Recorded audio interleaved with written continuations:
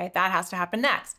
Then your spouse has a certain period of time, in Florida's 20 days, to answer and or file a counter-petition asking for whatever they want. So in that petition, you're saying, hey, I want the kids this much time, the marriage is irretrievably broken, and I want this much time sharing, I want alimony, etc. I want the car, etc. Whatever you want. Then they have an opportunity to say, admitted, denied, I don't think you are entitled to any of that. And then they get to say, hey, well, here's what I want in a counter petition. And then you, as the spouse that filed initially, will have the opportunity to file an answer to that counter petition. So that's just the pleading process. That's just the documents that you're filing.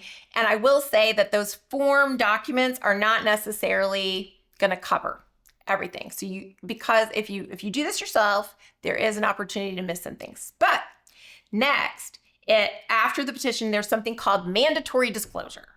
Mandatory disclosure is exactly what it says it is. It's mandatory, and you are disclosing all of your financials to your spouse. Now, you might think, well, that's silly, but they already know everything. Well, most of you don't. One of you is probably the person who's all in charge of the finances, and one of you is not. So this is an opportunity for both parties to say, hey, where's our money?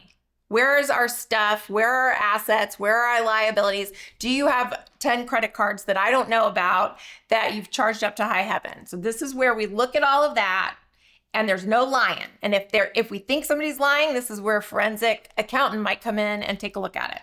Okay.